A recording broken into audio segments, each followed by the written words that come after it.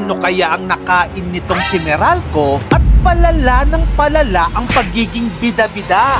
Marami po sa mga kababayan natin, nagpapa-install na lang ng solar without actually acquiring a building permit. Permit for what? Para makatipid ng kuryente ang mga Pilipino? Well, ang rason ni Meralco, kailangan daw nilang i-regulate ang pag-i-install natin ng mga solar panels sa bubungan dahil daw delikado. Totoo ba? Paano naman ito?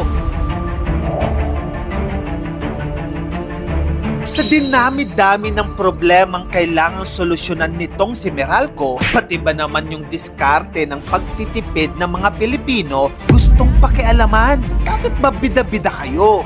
Pribadong kumpanya kayo, di ba? Hindi kayo ang gobyerno. Walang karapatan ang Meralco para pakialaman ang private property ng bawat Pilipino. Tsaka, bakit kayo umiepal sa usapin ng regulation? May mga nag-e-exist na ng mga building codes. May mga electrical codes na. May inspections na rin ng mga LGU. Tapos nandiyan na rin yung Bureau of Fire Protection. Kaya nga maraming consumer groups na ang nagsasabing sobrang OA na ang regulation ng gobyerno sa atin. Pero sa totoo lang, kung real talk lang tayo, alam naman nating lahat kung ano talaga ang elephant in the room dito. Pera. Kasi dati, lahat halos ng bahay dependent kay Meralco o yung iba pang electric companies. Pero ngayon, parami na ng parami ang nagsosolar, nagba-battery storage, at bumababa ang konsumo sa grid. In fact, yung iba, zero na yung nasa bill.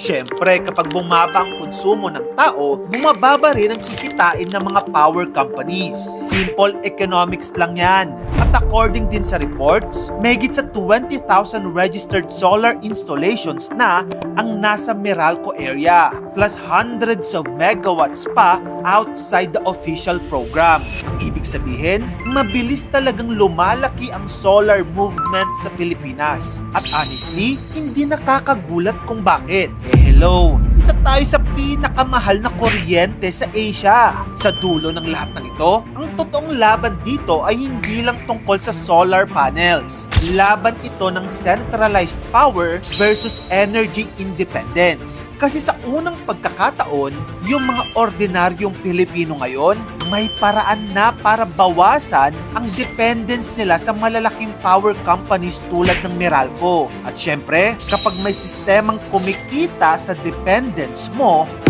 talagang gagawa at gagawa sila ng paraan para hindi ka mawala sa kamay nila. Kung gusto mo pa na magrito pang awareness contents, dito lang yun sa channel ko, kaya follow ka na. Mag-subscribe ka na rin sa aking YouTube channel. Yun lang, maraming salamat sa panonood mga kamagkano.